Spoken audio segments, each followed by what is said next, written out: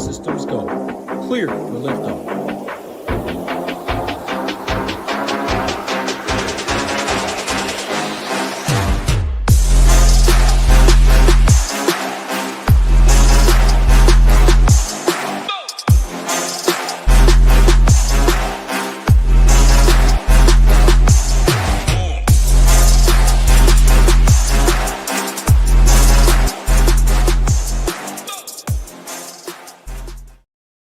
What is going on, Shipping Nation YouTube station? Back with my guy Gyiraszin to break down this 10-game main slate on DraftKings starting at 7:07 Eastern time. Should be a fun one. We got a loaded pitching slate. Offense still similar to yesterday, Gyiraszin. I think there's a lot of cases to be made for probably 8 to 10 of these teams, and I won't be shocked to see them all the way up top of any tournaments. Obviously, we talked about that yesterday with the Mariners. It's going to be the same story today as well. What's going on, brother? Happy Wednesday. How are you? Good. I mean, yesterday, finished just outside the finish line, but hey, the best thing is we get to bounce back and do it again here today. Can't, definitely not going to cash every day, especially when I only play two teams. I played two teams yesterday on FanDuel, but yeah, I mean, hey, we'll get back at it today. You're right. But today seems like the bats are kind of the same, but in a strange way too. The pitching seems to be pretty strong. So especially up at the top, Nades, like, I don't think we can fuck around with some pitching today because, you know, there's a couple dudes up there might be able to rip double-digit strikeouts on you.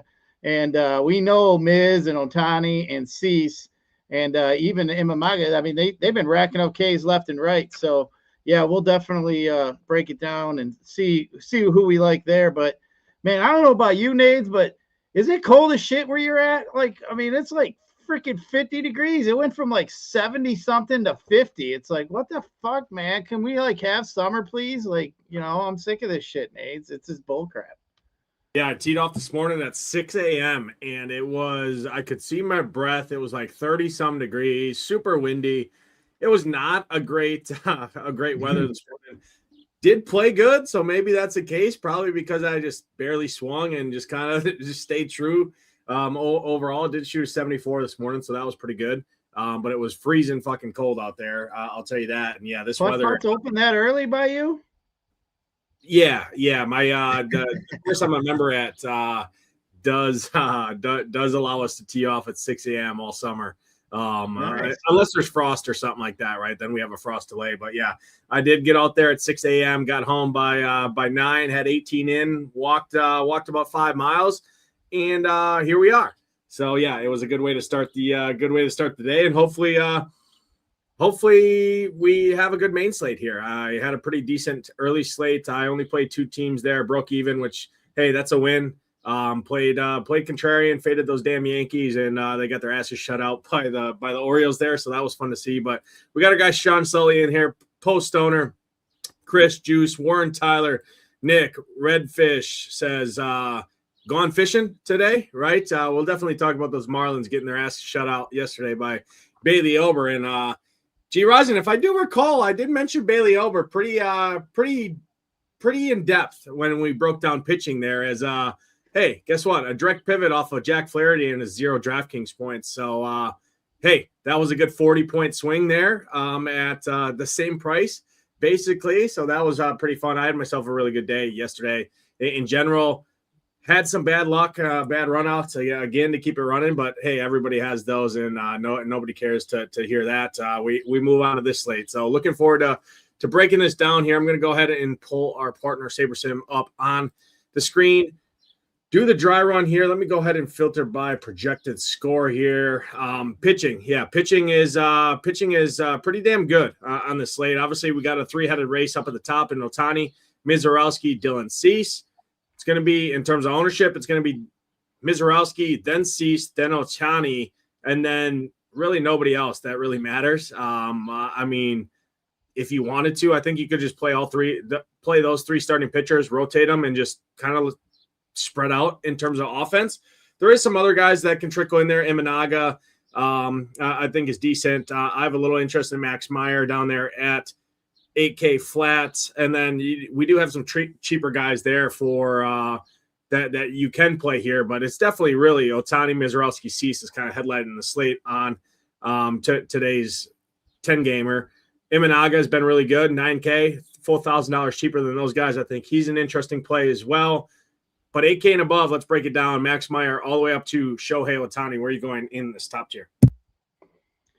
Yeah, I'm going to do it reverse. Let's talk about the top tier first, because pretty much that's where most of us should be lying here today. I mean, we can start with your man, the Miz, man. That dude's just absolutely a beast, man. Like, I mean, you unpeel the onion there, and you're just looking at what this guy's bringing to the table with his whiff rate. That's absolutely ridiculous. His strikeout rate's almost 40%. His whiff rates on all his pitches are like 45% on that 105-mile-an-hour fastball he's bringing to the table. 36% whiff rate on his curveball. I mean, this dude has just been mowing them down left and right. They finally kind of took the leash off him from like last year, it seemed. But, I mean, the Miz, for me, is definitely my SP1. I mean, the Padres aren't always the team that I say I want to go after, but I just feel as if what he's bringing to the table, I don't think it's going to much matter. When you look at Ohtani and Cease, for me, I think I'd rather go with Ohtani. I mean, for one, I still can't believe they can't figure out how to put him in a damn, let him hit, even though he's not in the lineup. But still, that still always bothered me. But, I mean, you look at Ohtani and Cease, you look at the two of them. I mean, 31% strikeout rate for Ohtani, almost a 31% for Cease. You just kind of you look at who he's got in a matchup, and I prefer Ohtani's matchup against these Giants. I mean, the Giants have all kinds of Ks in that line, especially in the middle. Devers, Eldridge, Adames, Chapman, Bader, all these guys are in the red for strikeouts. So I think Shohei is definitely in play today, is as well as Cease, but I just don't like Cease's matchup as much against the Rays as more as I do against the Giants. So if you want to look at them like an ownership game, I think the three of them are pretty much going to probably garner most of the ownership. I think almost every lineup's going to have one of these three in it, I would assume, because, I mean, pitching, I always say, like, I don't like to, how many landmines in the pitching can destroy me, like if I don't have them. And today I think there's two or three up top that, I mean, that could really throw up some big numbers. There's some pretty cheap bats we can throw out today. So somebody's going to put together a lineup with the top end pitching that's going to get the job done tonight. But you look at these other guys like Imamanga. I think he's interesting. I mean, his strikeout rate's definitely been there. You can't be upset with it. I mean, he's been at 22% so far.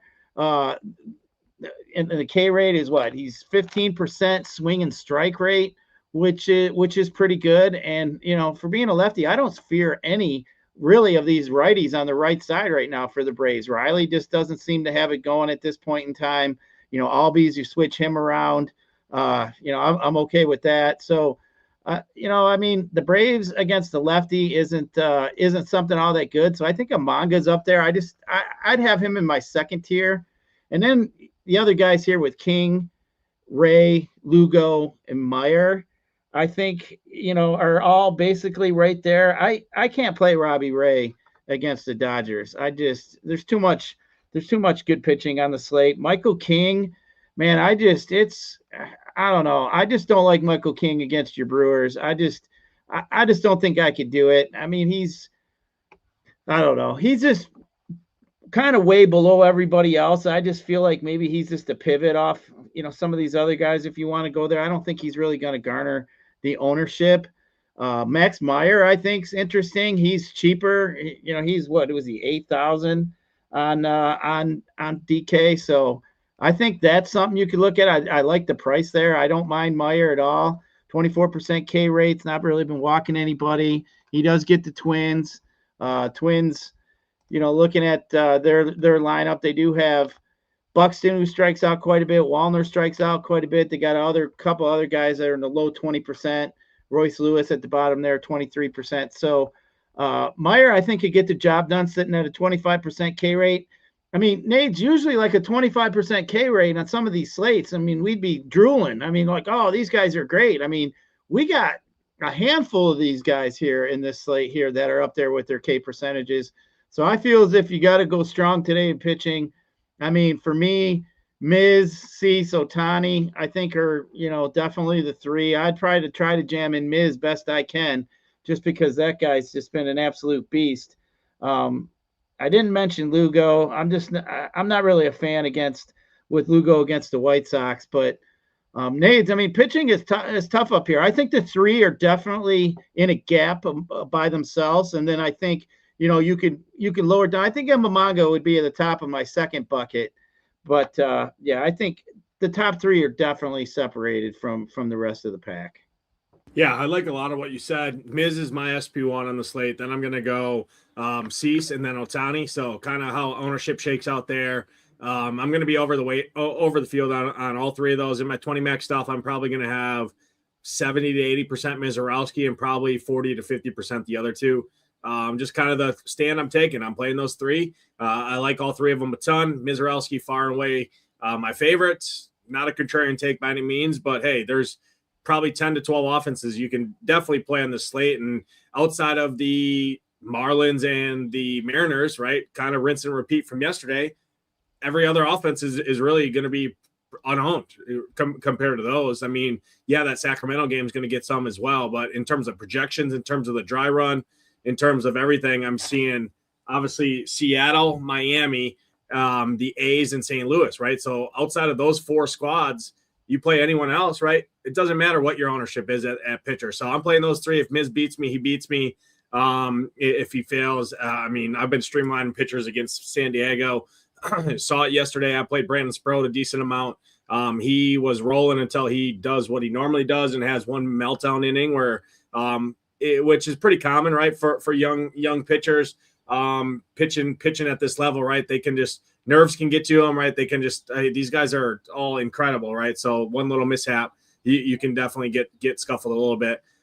I mean, Ohtani, Miz, Cease are the three-headed race right there. I love all three of them. Cease has the longest leash of any of them, but Miz and Ohtani also are going to be 95 to 100 some pitches there. So like all three of them a ton. Imanaga, I do like. It is a low strikeout matchup here with the Braves, but a 17% rate for them on the road this season, or at home, excuse me. I do think he's been really, really good. I do think there's downside, but at 9K, he's going to have a long leash. His outs prop, his K prop, everything checks out. So I do think he's kind of heading the next tier behind those top three, right? So I'm with you there. I think Michael King's fairly interesting there. I think he can play both sides of that, right, with some of the Brewers against him. King does have strikeout upside at least, though, and that's what we're chasing, right? We're chasing strikeouts in the DFS. The Brewers are at full strength, which does scare me, and they're just typically not a strikeout happy offense there. But Michael King does it. I mean, he's got good enough stuff. If he's on, he's on.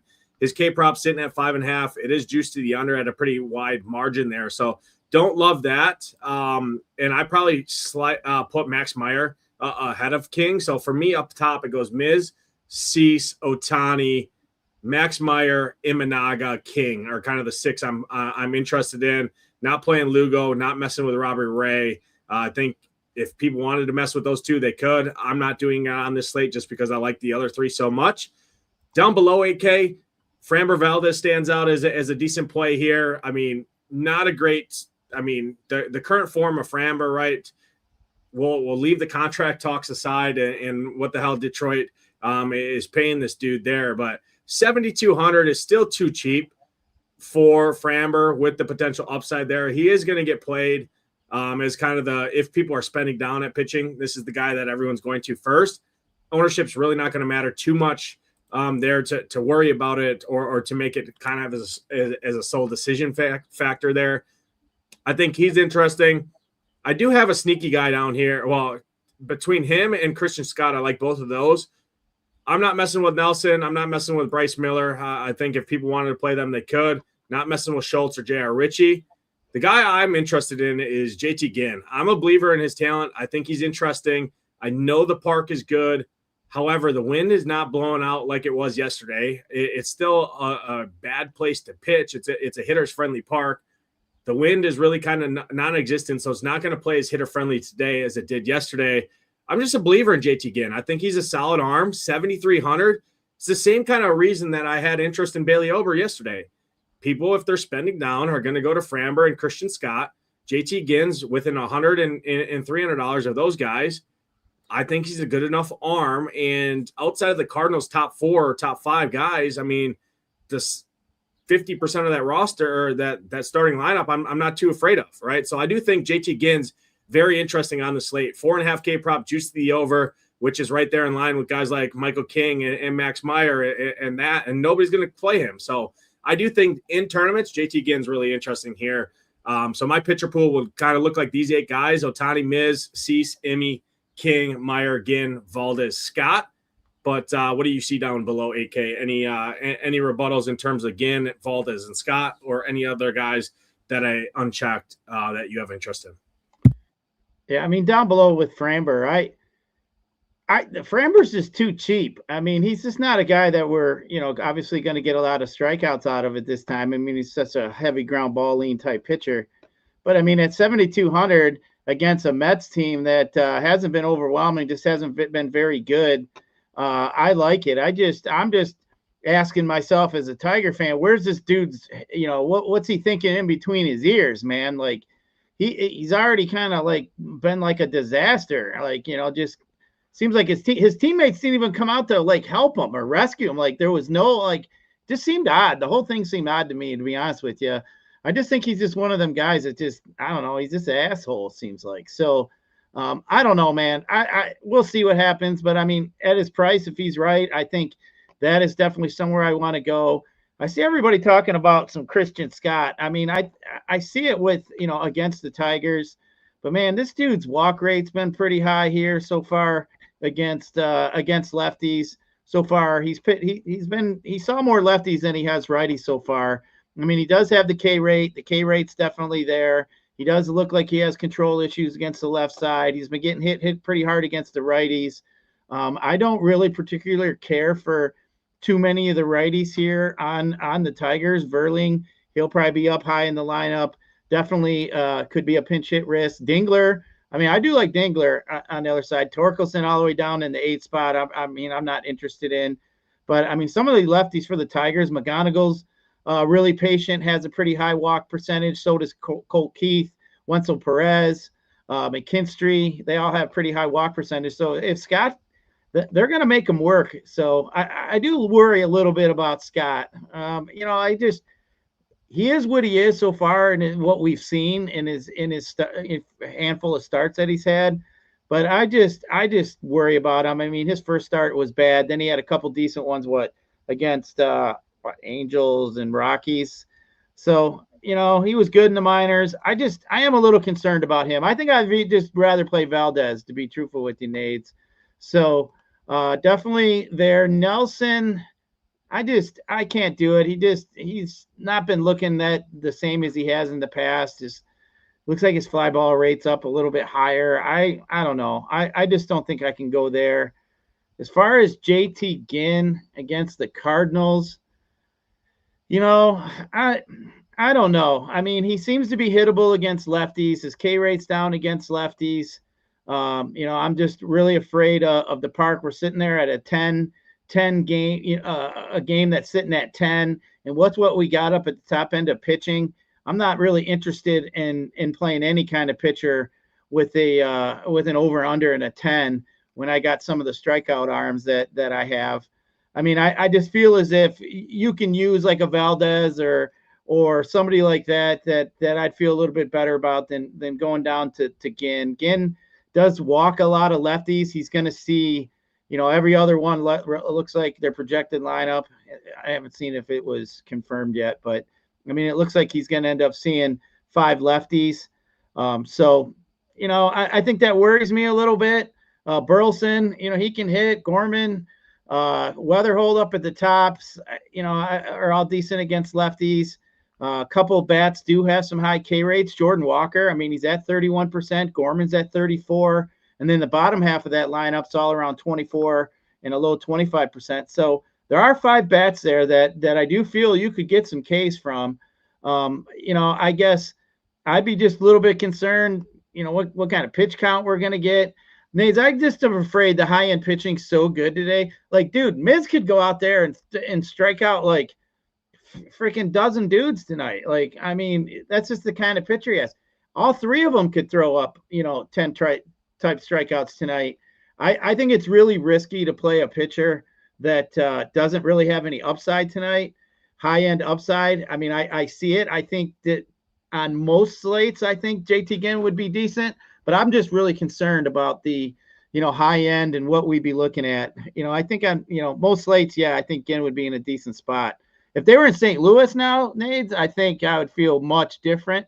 But, I mean, in that little, Cracker Jack Park they play out there, I mean, you watch them games, it looks like there's people walking in from the, like down in the, in the subdivision and shit, walking up to that field. But, I mean, pitching is just tough tonight, Nades. I'd rather stay up in the top end tonight, to be honest with you. Yeah, no, ideally, right. I mean, it's not a contrarian take to say play Ohtani, Miz, and Cease, right? Obviously, those are the three best plays on the slate. Large field tournaments, right? When I'm trying to get up top where all the money is, I think JT Ginn's really interesting. Cardinals are going to be probably third or fourth highest owned stack in the slate behind the Mariners and the Marlins.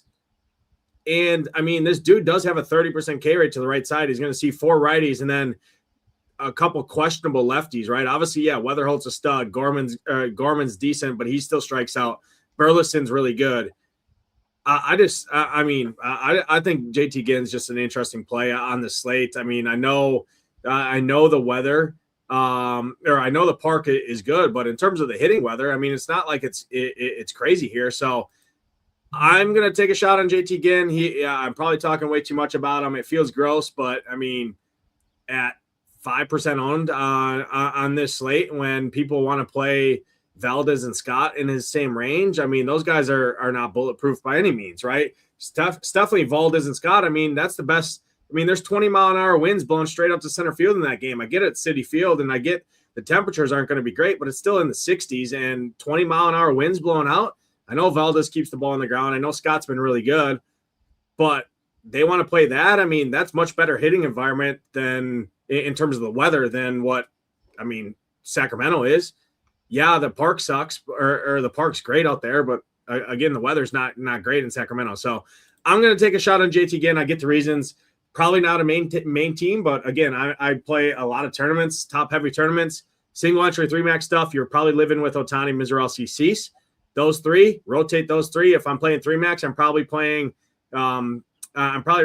roulette, right? I'm probably locking Miz or playing at least 2 Miz. One with Ohtani, one with Cease, and then the other one I'm probably going Ohtani, Cease, right? Is kind of how I would set it up for 3-max stuff. But large field tournaments, things like that, I think Ginn's really interesting. That's where the Imanagas come in. That's where the Max Myers come in, the Valdez's of the world. So I think we broke down pitching pretty well here in general. But, we say all that to say Ohtani, Miz, and Cease are your top 3 arms by a long shot, and then it's kind of everybody else after that. So, again, we just saw it last night, right? I mean, Bailey Ober, you needed Bailey Ober to ship anything big last night. And I think Ginn has the potential to be not a shutout, right? And not a complete game shutout with 9 strikeouts or whatever Bailey Ober had and 40 DraftKings points. But I think Ginn can get us 20 here if he pitches well and he navigates through Weatherholt, who I'm really scared of, and Burleson. I mean, the rest, I think he can be solid there. So I do like him quite a bit in GPPs. Let's jump over. Let me refresh our Stone and share this tab here. So we're going to talk hitting here. First game on the main slate is up in Rogers Centerdome up in Toronto. Dylan Cease, Griffin Jax on the mound. Going to be more of a bullpen game for the Rays. Jax not going to go long. Rays bullpen, not great, but not bad by any means. They're kind of middle of the road, 13th in terms of xFIP, 13th worst in terms of xFIP, I should say. Blue Jays haven't been hitting great. I think Penango, 2,600. I think he's decent hitting second. A little lefty-righty splits there. Not a spot where I really get into too much for offense. I mean, if you wanted to play the old leverage card against Dylan Cease, I think you could, but there's no on a 10-game slate, I don't think there's really any reason to go here. Rays have been hitting lately. Chandler Simpson can always steal bases if he's back in there, but outside of that, I mean, Caminero, Yandy Diaz, Aranda, you can always play those 3. But really, offensively here, I don't love this game. What do you see here? Yeah, I mean, we're sitting with a game total 7.5. Big 10 game slate. There's just no reason to try to jam it. I don't really like usually going against decent bullpens and bullpen games so they can play the matchup against my lineup. So yeah, I don't have any interest in either side of this one. I can't even say I'd be happy about pulling off one off. I mean, you mentioned Caminero has been hot, but yeah, other than that, I just there's no reason for me to press. There's nothing in this one that really stands out. I mean, Okamoto has been hot too for Toronto, but other than that, there's no reason.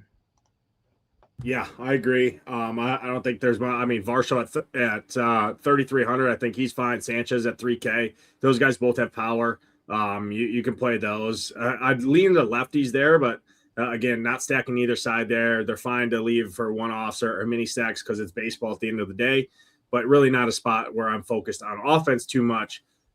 Kind of similar here, but I do have a little bit more interest in tournaments here just because I think Framber is going to get some ownership on the cheap tier. Same thing with Christian Scott. Talked about the weather here. Yeah, the park's not great, but you got 20-mile-an-hour winds blowing straight out to center field here the whole duration of this game. You look at the Mets bullpen. Mets bullpen's good, but the Tigers bullpen, their metrics aren't horrible, but I don't know. I just don't think they're all that great. Obviously, you would know better there. I think that both sides of this game are kind of interesting in tournaments here. Juan Soto's been red hot. AJ Ewing, just huge prospect there. 2,500 for him. I mean, the dude's going to be 5% owned again, maybe 10% owned. But, I mean, shortstop, outfield, dual position eligibility at 2,500, coming off, I think, 27 DraftKings points in his debut yesterday. Lefty, you don't love. But Framber, I mean, Framber's not going to be in there the whole game. Ewing's going to be pinch hit concern free, right, because he's starting there against the lefty.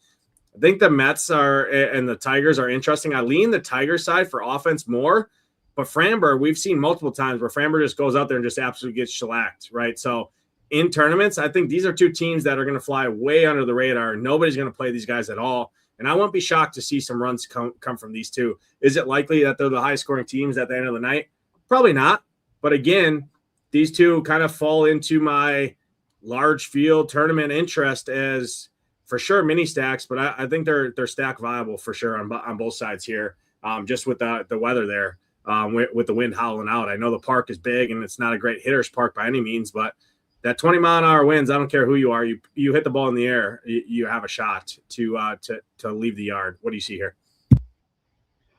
Yeah, I mean, this one's another one. I mean, the Tigers just seem to be in a spin and around the toilet bowl. Ever since Scooble got hurt, they just been going round and round, Nades. I mean, they look like stinking circus act yesterday. It's just kind of hard to watch them. I mean, the bullpen hasn't been good in recent times. They've been overused because, I mean, they got so many injuries to their starting pitcher, and then Valdez being suspended didn't help.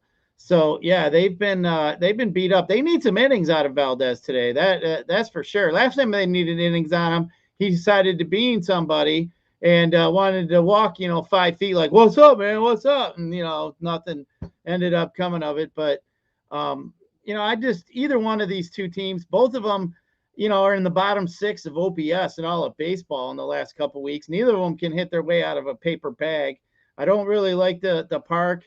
So, both pitchers seem to be in play. I'd maybe feel more comfortable pulling one-offs out of each side if you wanted to do something like that. I think that wouldn't be a bad move if you wanted to look at a one-off, with some power like Riley Green for the Tigers, something like that. If you wanted to go on the other side against Framber, Framber, much better to target Framber, obviously, with some righties. I mean, you could look at like Bichette up at the top, maybe fill out a tough second base spot with Semien. I mean, I'd probably look at Bichette, but I mean, it's not anything that I love. I don't think you'll get enough leverage out of it really to make it worth it. But yeah, this one, I don't generally like playing teams, that in the last few weeks are just at the bottom of the league in hitting. I just never believed in it. Both these two fit that bill. I mean, I just rather play both pitchers, but I do like Framber better and Scott, as I said, in the pitching side.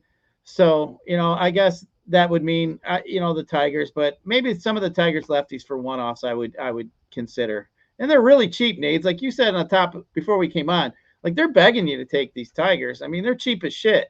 So, I mean, they do have some pop and potential. I just don't like the park. So, but we don't really know what Scott is yet either. I mean, he did look like shit his first game. So you never know. I mean, they got beat up yesterday. Sometimes when teams get embarrassed and they look like shit, they come out in vengeance the next day. And I would hope that being professional athletes, that could be the case today with the Tigers, because they've just looked like absolute garbage. Yeah, I think on the Mets side, I like Bichette, Taylor, Soto, Vientos. Those guys. Taylor's just a historic lefty masher, made kind of a career off it. Doesn't really strike out a lot. You want righties against Framber. Detroit's more full stack viable for me. I just think they're interested in Dylan Dingler. I think is just a really, really good play. Christian Scott, yeah. I mean, he's probably going to strike you out, but he also gets hit very hard from the limited sample and the limited knowledge we do have. And Dingler's done most of his damage on the year. Yeah, I know he hits lefties well, but he's actually been much better against righties this year in terms of home runs and upside in that. So I do like this game more for mini stacks than full stacks. If I had a full stack, it'd be more on the Tiger side just because they're free.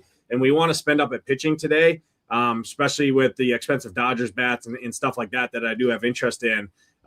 You do need some cheap bats, and Dingler at 3,700 I think is really good. Torkelson, McGonigal, Riley Green, those kind of the four main guys I would look at there.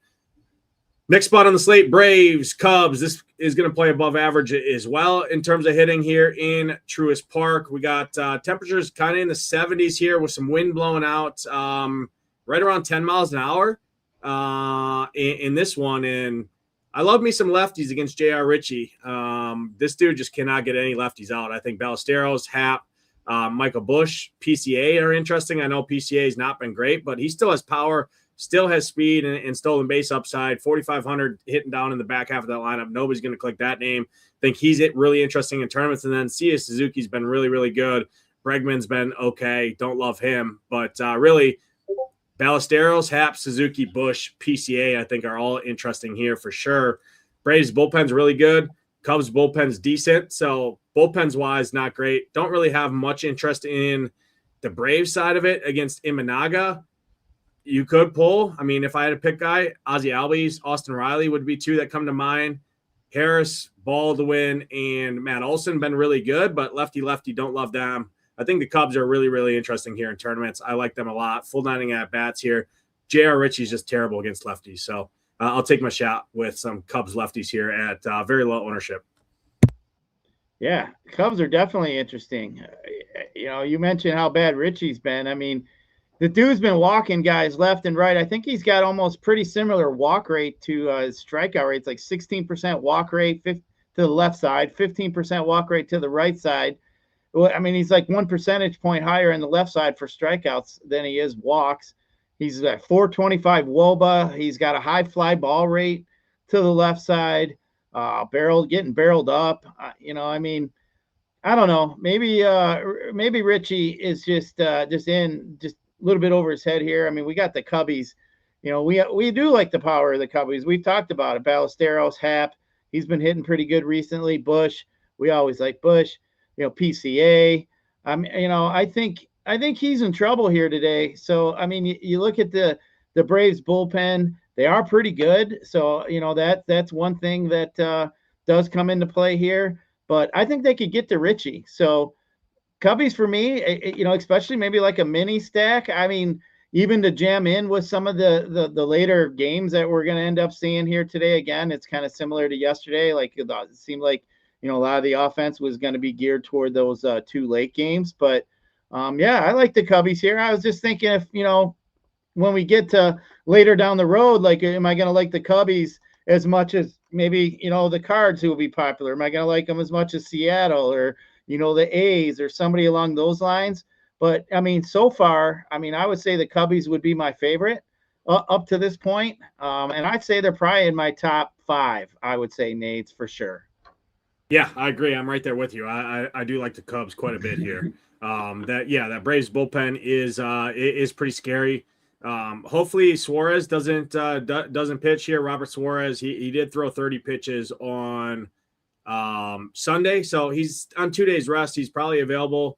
He's one of their better arms there overall. So I do think with the added bullpen, but I think this is a really good like four-man stack, right? Where you don't really force the fifth guy to make it a 5-2 or a 5-3 stack, something like that, or a 5-man stack.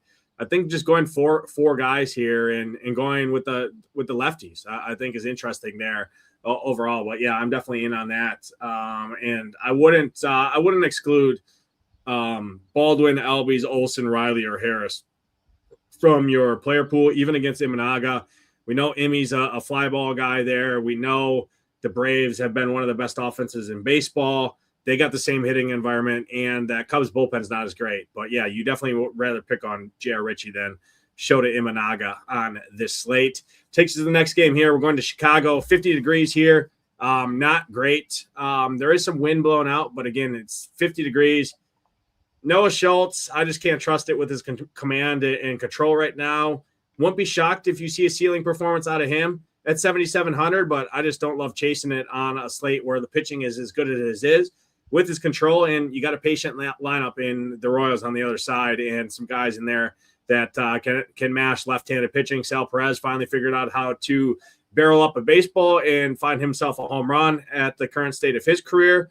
I think not too long before Carter Jensen's the everyday starter catcher there for the Royals. But Garcia, Bobby Witt, Lane Thomas, Perez, those guys all hit lefties really well. I think they're fine. Don't love it. Don't love the park or the weather here, the temperatures. Seth Lugo, not a great arm with upside on the slate to play at 8,300, but don't really want to stack against them. I think Antanasi, Murakami, Vargas, Montgomery, those four are in play for sure. You got a free $2,100 Jared Kelenic that has some power there. Drew Romo hit a bomb last night again. He's been mashing, so I don't hate him. I think this game is interesting. I would like this game a lot more if the weather was better. I still wouldn't be shocked to see either one of these teams is kind of either a mini or even a full stack where you kind of need them, but don't love it as much as some of the other spots that we're going to talk about obviously later, but ownership's also going to be non-existent here or non-existent. So do think in tournaments, this is a pretty interesting spot. I prefer the White Sox a little bit more than the Royals, but what do you see here? Yeah, I mean, Noah Schultz has just been just terrible so far. Keep with control, 17% walk rate to lefties, 15% so far to righties. I mean, he just hasn't been good with his command here so far this year. I mean, I do like Bobby Witt. Bobby Witt's been smacking the shit out of the ball. So is Maikel Garcia against lefties. Both of them have really high WOBA. So those two would be two that I'd start with. I think Bobby Witt is every day you could play Bobby Witt. He's an excellent one-off. In a game temperature too, I mean, we're going to be low 50s. That does concern me a little bit too. But I mean, Murakami is becoming one of those guys, like you could use him whenever you want. Colson Montgomery just makes that shortstop position even more difficult. But truthfully, Nate, I'd go on the other side with you here. I think I'd probably just rather play some Royals here than against Lugo. I don't like the righties. I think, some of the righties, his K percentage is way lower against righties. Lugo being, he kind of reverse splits. He gets more of the lefties. So, but Lugo's been having some control issues too against some lefties. So, if they can make him work a little bit, you get into that Royals bullpen that isn't all that great. I guess we'll just kind of talking myself into, especially with that bullpen lean there. I guess I'd give it a little bit of an edge there to the White Sox. I mean, it's just so cold of a game. I think we got some better options here today. Maybe you could prick some one-offs, but I think Witt would be the best play of all in both from both teams. Yeah, I agree. I know Lugo's been reverse splitsy so far in his sample this year, but kind of peeling back, adding in last year, he's much worse against lefties than righties. So if that regresses a little bit, I mean, Colson Montgomery, Murakami are in the bill of you can play them anytime they're on the slate. And Bobby Witt, same thing. So yeah, I wouldn't be shocked though when you add in the bullpens here. And I know the weather's not great. I know it's 50 degrees. There is some wind blowing out, which does help a little bit. But I wouldn't be shocked to see either of these teams kind of be up there just because neither of these teams have good bullpens. both of these pitchers have issues at times. And yeah, I think it's kind of interesting in tournaments, and both teams are going to be unowned, right? So I do think it's fairly interesting overall, but again, not like main team stuff, right? Your main teams, it's pretty set in stone what you're looking at, and one of those teams is going to be coming up here. Simeon Woods Richardson. I mean, I think this dude is absolutely atrocious. I think he's probably the worst starting pitcher, if not one of them, on the slate here tonight. Marlins got their ass kicked last night by Bailey Ober. I think it's a much different situation here going up against Simeon Woods Richardson. I think SWR is just not good. I'm shocked that he's still making starts for a major league roster. Weather here, not great. Not terrible. I mean, it's 70 degrees. Going to be kind of upper 60s, low 70s the whole duration of this game. Wind doesn't really matter here. Target field, not the best place to hit, but I mean, it's more of a bet on SWR being just atrocious, and then that Twins bullpen behind him we know is terrible. Yeah, they got a nice day off yesterday with Bailey Ober kind of fisting this team and throwing these guys in the fry basket and making some fish fries out of it.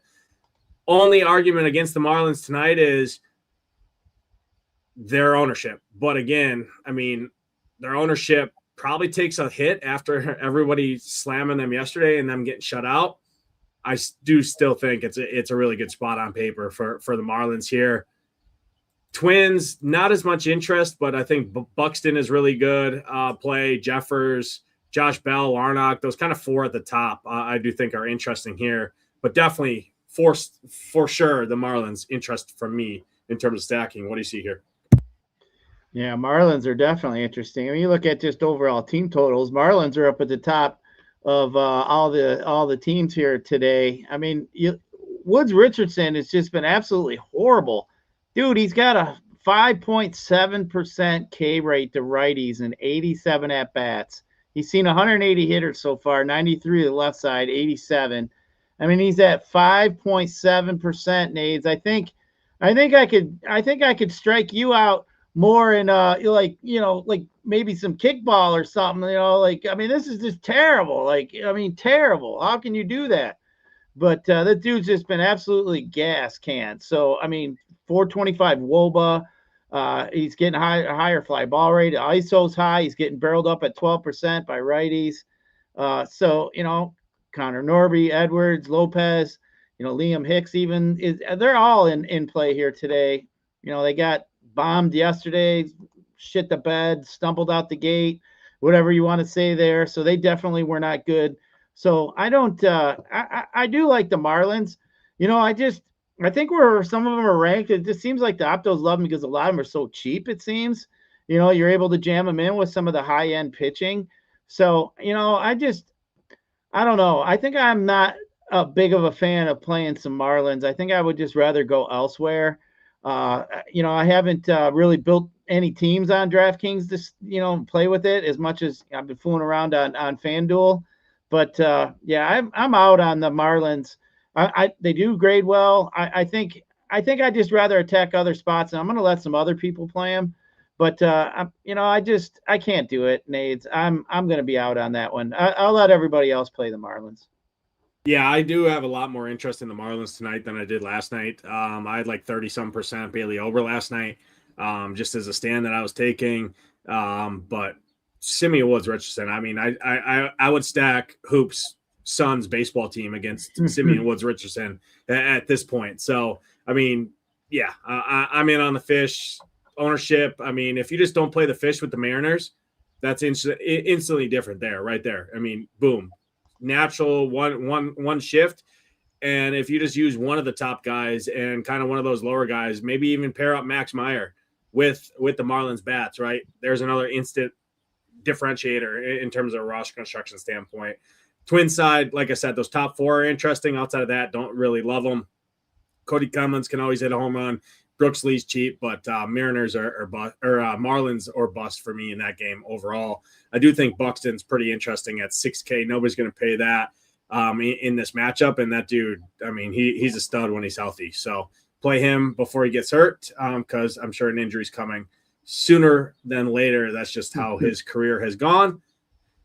Takes us to my Brewers. Michael King, Mizorowski on the mound. Padres, no thanks for me. I don't even care about throwing the word leverage out there. I mean, you just saw Brandon Sproat light this team up. We've been streamlining much worse pitchers against the Padres than Jacob Mizorowski and his straight gas. Aaron Judge, right, gave him compliments saying that's the best fastball Judge has ever seen in his life. Said that kid's special. Probably the start where Mizorowski lets everyone down because he is mega chalk now. But again, I don't really care. I'm considering hitting the lock button on him tonight. Brewers side, I think, is interesting in tournaments. Just Michael King can easily walk himself out of this. Would take you right to that Padres bullpen there, which we know is a good bullpen, but they used two pretty solid arms yesterday in that bullpen. Mason Miller didn't throw, so he's definitely available. But again, are they going to bring Mason Miller in if this game's out of hand? Probably not. Peralta threw yesterday. Matsuya threw yesterday. Bradley Rodriguez threw yesterday. So it's more taxed than it was yesterday, but probably still not a spot where stacking-wise is too interesting here. You can always play some of the, like a Bryce Terang, right? Frelick, Mitchell, some of these guys, they do have upside, but when you add in the bullpen, you add everything else. These teams fall down the list for me. If I had to pick a side, it'd definitely be more on the Brewers side of it, just when you add in their stolen base upside, and King can get wild at times. So if they get a free pass to second, single, run scored, you get fantasy points there. What do you see here in Milwaukee? Game total of 7 with 2 decent pitchers on the hill that I have no interest in playing either side. So, yeah, I have no interest in any of it. It's just not for me. We can go to the next one. Next game we go to, my Rangers almost got me all the way home yesterday. Very tilted. Nimmo gets injured in that game. Young gets robbed. Carter gets robbed. I mean, they were murdering balls. I had a 5-stack Texas yesterday in my single entry. And they almost got the job done. Of course, I didn't play Jock Jams, who led off the game with a home run. Because I played the middle of the lineup. I went Nimmo, Seager, Young, Carter, Duran. I think the Rangers are really interesting here again. We know that D-backs bullpen's not good. They're pretty taxed after last night, right, when Texas jumped on them earlier. I do think Texas is interesting again here tonight. I didn't see Globe Life if the roof is going to be open again here tonight. I don't have that like we had it yesterday. But I do think Texas, at their salaries, they're super cheap again. And we know the D-backs don't have any lefties in that pen overall. So I think they're interesting. And then the D-back side, that top 5, Marte, Carroll, Perdomo, not top 5, I should say Marte, Carroll, Perdomo, Vargas, Del Castillo. You want the lefties against Kumar Rocker. This dude he's got talent, but his control is just horrendous. D-backs haven't been great, but, lefties against Kumar Rocker are super interesting to me. D-backs going to fly under the radar here. I think they have a ton of upside on the slate, and I like both sides of offense in this one as kind of sneakier under-owned stacks that nobody's really getting too much. You're looking at max 30% combined ownership as a stack. I'll take my chances there. What do you see here in this one? Yeah, I like going after Mr. Kumar went to White Castle. We can go after him. I think, especially with the lefties. He's not been very good with the lefty. I think what kind of scares me on the right side, he's got a really high ground ball rate, which almost 65%. That's pretty high. But his K rate's not all good. He's been walking a lot of lefties. His WOBA's pretty high. He's been getting barreled up by lefties. The top of that 4 of them top 5 hitters there, Marte, Carroll, Perdomo, and Vargas, are all look interesting to me against Mr. Kumar. So I think they are interesting. You mentioned the Rangers. When Peterson hit that home run, I giggled, Nades, when you mentioned it, because I could hear Ham all the way down there in Tennessee go, woo! I was just kind of giggling because we know he likes some Mr. Jack Pedersen. But, I think they're interesting. I don't like them as much as I did yesterday. You're right. They are fairly cheap. Reen Nilsson is just the guy that, his fly ball rates have been up pretty high so far this year. Nobody's hardly hitting the ball on the ground against him. He's getting barreled up by both sides of the plate so far this year, but his strike percentage down a little bit to the left side. Can Corey Seager finally, it seems like he's been in a rut lately, but I do like some of them lefties up there at the top of that lineup. And then you did mention that that Arizona bullpen, it's not the greatest. So, it's definitely something that I think can be attacked, but this one, I agree with you. I think they both be like some low-owned stacks. If you want to throw in a low-owned stack, I think both of them have potential to get the job done. But they're not grading out the highest up the ranks. I think there's some others that are better. But I wouldn't. You definitely should probably keep these two in your rearview mirror because they definitely come sneaking up on you throughout the night. That's for sure. Yeah, I do like it. And actually, Nelson's been worse against righties than he has lefties. So, Josh Young's been murdering. Duran's been really good. Jake Berger's got a ton of power. And he's a fly ball guy, right? His fly ball rate's significantly up this year compared to where it was.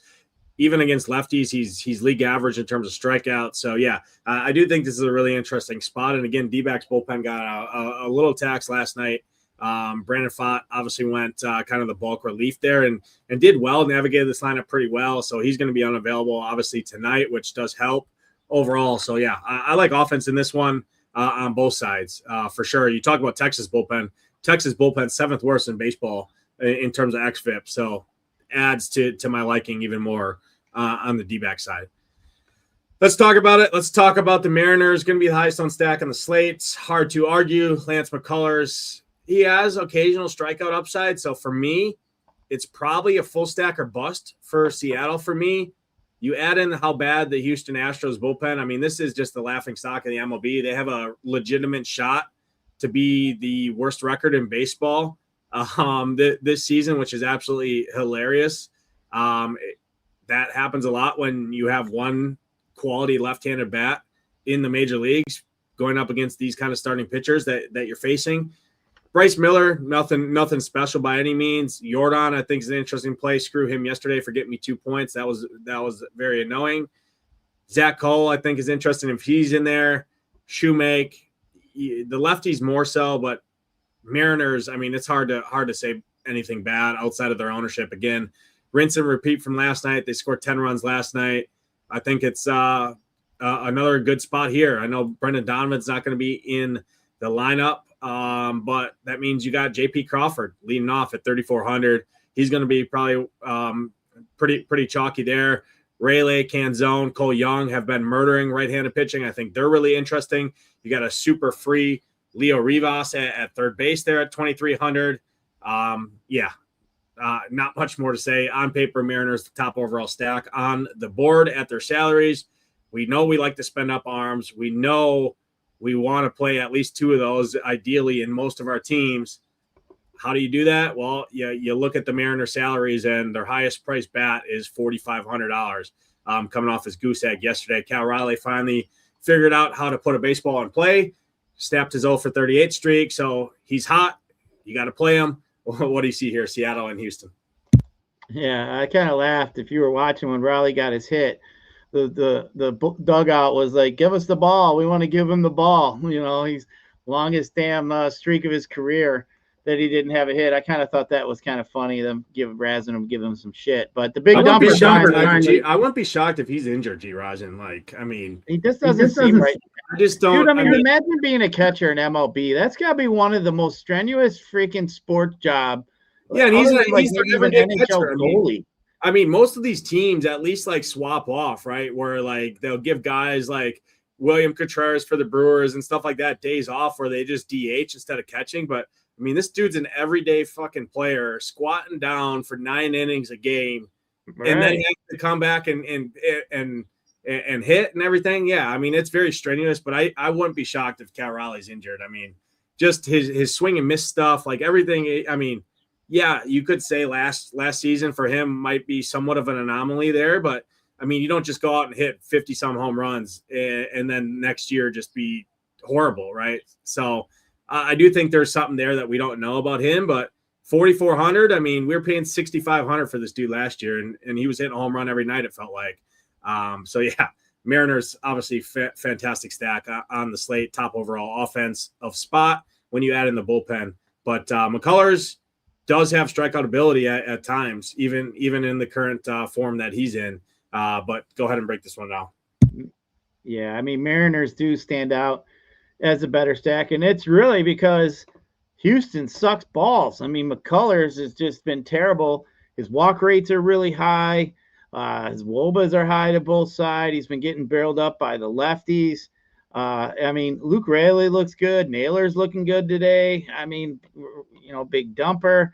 But, I mean, you mentioned that bullpen for Houston. It's just garbage. I mean, they're just absolutely trash. I mean, they ended up getting 10 runs yesterday. I could see the same kind of thing, man. They ended up with maybe 9 or 10 runs again here today. McCullers, well, I mean, even if we get 4 decent innings out of them, I mean, even 5, we still get the back half with that bullpen. It's just garbage. So, yeah, that's definitely interesting for me. Seattle would be definitely up in my handful of teams that I'd call the top stack. I mean, we're sitting at a game total sitting here at 9. Definitely something I'm interested in. I think Jordan's interesting almost any day, too. I just don't think the Astros are really a team that, for me, that I want to stack up as a whole, especially against Miller. I mean, I don't really mind attacking Miller. It's just not the spot here. But Astros, for me, no thanks. But Seattle, for me, definitely grades out. I think if I'd have 3 teams made, I'd probably say 2 of my 3 teams would involve Mariners stacks today. I do like them. Yeah, they're my top overall stack on the slate. Not going to be contrarian by any means, but I mean, if this projected ownership stays true, which I don't think it's going to be all the way true, Rayleigh, Canzone, Cole Young, those 3 at the back half. I mean, I like stacking the back half of the lineup. I mean, I don't mind playing those 4, and then I mean, shit, even go Randy or Rosarena. You go 5 through 9, right? Leave off 1, 2, 3. It feels gross, but I mean, current form of Cal Raleigh. I mean, 4,400 for him. I mean, give me Dylan Dingler over Cal Raleigh tonight here. Probably gonna kill me there, but I mean, I like playing the Mariners without Cal Raleigh there. But hey, he's due, Gyiraszin. He found his way to first base yesterday, so maybe he's got the hot streak starting here. So maybe we got to jump on the ship there. Next game, last 2 games to talk about where majority of everyone's teams are going to be anchored. The Cardinals, the A's. This is going to be the most popular game on the slate for a good reason. The ballpark's great. Liberatore is absolutely atrocious. The A's, I love the A's here tonight. You want the righty power mainly, but Kurtz and Soderstrom can both hit lefties well. Liberatore, fly ball guy in West Sacramento here. Not a great combination. You add in how shitty both of these bullpens are. Bottom 5 in the league in terms of xFIP, all the metrics, everything. I have more interest in JT Ginn than probably almost anyone does tonight. So I put the Cardinals lower, but I think Weatherholt's an elite play on this slate, even with liking JT Ginn. Weatherholt's just a complete stud. Believe he hit a bomb last night late in that game. Burleson is good. You want the lefties against Ginn. Ginn is really good against righties. In terms of strikeouts, that's why I like him. You look at the strikeouts in this back half of the lineup, 26% as a team. Victor Scott can 2,500. He can get you a stolen base or 2, occasionally hit for power at times. You want the lefties, like I said. So all the lefties in play for the Cardinals for me, but I'm more on the A's in this one. I love the A's here tonight. They're going to be the more popular side, but I don't really care. You got Kobe Thomas, who's dirt cheap in there. Geloff's been decent. Hernandez has been really good. Second base, third base is 2 of the weaker positions, if not the weakest positions overall on the slate. 2,700 free for him. We got Henry Bolte in there finally projected, which huge prospect. 2,500. I mean, I could see a debut. Hopefully, if he's actually in there, I could see a debut like AJ Ewing had yesterday for the Mets from Mr. Bolt. There, what do you see here in this one? A's for me over the Cardinals, but break it down. Yeah, I mean, we're looking at a game total sitting at 10, highest on the board for the day. We got a couple games in the 7, so this is a few runs higher than everywhere else. Like we said, it's just this is Coors Field, 1A. So out here in Sacramento. But Liberatore, as you mentioned, high fly ball rate, 34% to both sides. He's been getting barreled up by lefties quite a bit. So, Kurt, Soderstrom definitely in play, even though it's lefty. I'm still not afraid to play them guys, but Langoliers, Rooker, Giloff, as you mentioned, Colby Thomas. I wouldn't mind playing all them. Yeah, Henry Bolte. It sounded like they were going to play him yesterday, and then all of a sudden, when the lineup came out, they didn't end up having the kid in there. Maybe he just wasn't quite ready to get it going, but it sounds like he should be in there today. So from what I saw yesterday when I was looking into him, I mean, he's highly touted prospect. Looks like he runs, got some power. So we'll see how that fares out. But yeah, I mean, I agree with you. I like the A's a lot more than I do the Cardinals. Ginn, I mean, if his control's not there, especially the left side, like I mentioned, we were talking about him. I mean, he could be in trouble. I mean, I don't really fear this Cardinals lineup per se. I don't have them, ranked really high. They do grade out really well. You know what? I think when I was talking earlier, when I was saying what I like, the Cubbies a little bit more than some of these other teams, I do like the Cubbies more than I like the Cardinals. But I'll say I don't like the Cubbies as much as I like the A's. So, but yeah, the Cubbies for me are a team I think definitely has some potential today. And I'd put them ahead of the Cards, even though the Cards will probably be a little bit more owned just because of their higher team total. But yeah, I think now I like Seattle more than I like the Cards. And I'd say I probably like Seattle more than I like the A's, but they'd both be up there in the same bucket. Yeah, I'm with you there. Henry Bolte, 158 at-bats so far in the minors. 12 home runs, 17 stolen bases, 348 average, OPS over 1,000. So, yeah, he's a stud, 2,500. Too cheap for him. Going to be probably one of the more popular bats because obviously he's probably going to hit right in the heart of that lineup. And he's stone. I mean, he's basically free in a weather spot against a fly ball guy in Liberatore, who's just not good. And then that Cardinals bullpen. But yeah, I love the A's. Cardinals are down my list. I do think they're interesting. I like the Cardinals more as kind of a mini stack. Weatherholt Burleson is kind of a two-man. I think it's really interesting there. Takes us to the last game of the slate. Dodgers getting their ass kicked by the Giants. Robbie Ray on the mound. I think he has upside. Am I playing a $8,500 Robbie Ray against the Dodgers on a 10-game slate? Probably not, but when do you play Robbie Ray? You play Robbie Ray when nobody's playing him. He's going to be sub 5% owned. Always has K upside. You can steal on him. Dodgers will run. Mookie Betts will run now that he's back in there. I doubt Dalton Rushing is going to be in the lineup, lefty. Usually he doesn't. He would have played last night, right, with the platoon advantage. But I do think Mookie, actually, he might be in there now that Ohtani's obviously not hitting while he's pitching. I don't love the Dodgers against lefties. I mean, they have a ton of upside. I think they're interesting in tournaments. Max Muncy has been red hot. Lefty, not the best. Pajes, Will Smith, Tio Hernandez, I think are really, really interesting. Those three. Mookie obviously always hits lefties well. I think the Dodgers is like a four-man stack playing those guys. Freddie Freeman can hit lefties too, so if you wanted to add in the five-man. I think I will say about the Dodgers, though, is this is probably going to be some of the lowest ownership you're ever going to see on this Dodgers lineup. Guys like Espinal are going to be a big pinch hit concern. Whatever this lineup shakes out to be, there's definitely going to be some pinch hit concerns in there once they chase Robbie Ray out of this game. If they do, break down the last game of the slate, though. I mean, yeah, no thanks on any of the Giants against Ohtani. But, I mean, when you really look at it and you look at where the Dodgers rank tonight as far as team totals, I mean, we've got 20 games on or 10 games on the slate, obviously 20 teams. The Dodgers are up there near the top 5 in team total. So, I mean, you're telling me they're in the top 5 of the team total. No one's going to play them. I mean, I don't care. It's the Dodgers. I mean, they still have some pretty good righties that can get the job done. Pajes is obviously got some power. We know that Mookie can hit lefties well. We got Will Smith. And I think the thing with Robbie Ray that kind of stands out, I mean, he's been walking a lot of righties. His ISO is at 240. His ground ball rate's really low, 24%. His fly ball rate's been at 46%. And his barrel, he's been getting barreled up at 14.6% against righties, Nate. So, I mean, I think there's signs there, that like my 3 teams, I think I may end up having a Dodger stack. They lost 2 games already. Dodgers are going to, they should come out and put a spanking on him here today. Robbie Ray's a guy that definitely can get beat up. I mean, we like that what his fly ball percentage is so high.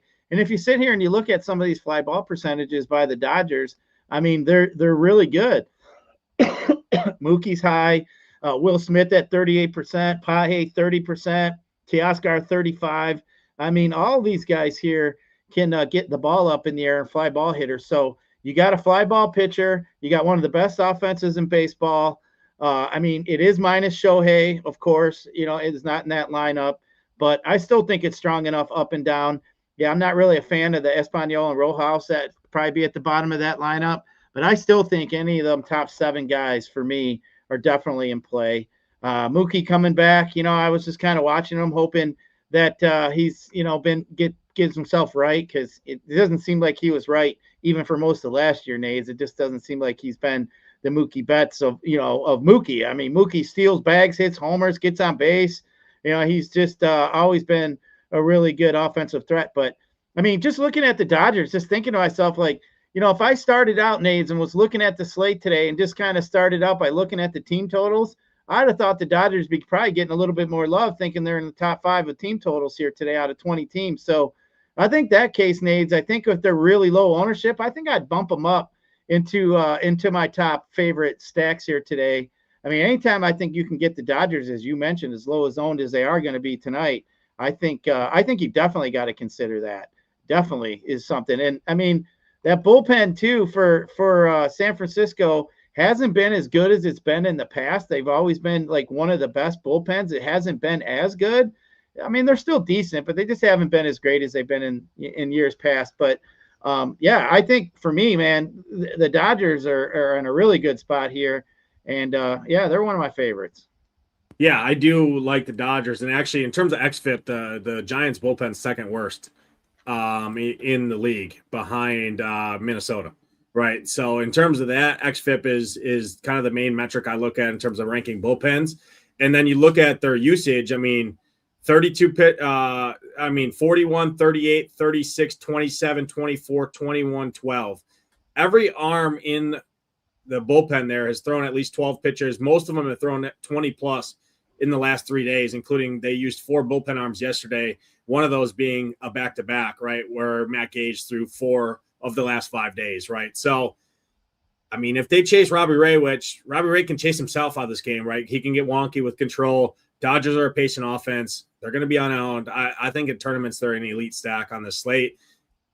Quote unquote, I talk about it, right? Everyone says they've been slumping. They're still top 5 in baseball in all offensive categories, including home runs, which we chase for tournaments. That's all 10 games. We broke down pitching. We broke down hitting. Gyiraszin, throw it to you. Your favorite combination from a pitching pairing, your top 3 stacks, make sure to include kind of a sneakier stack in there, and then a home run call for the people.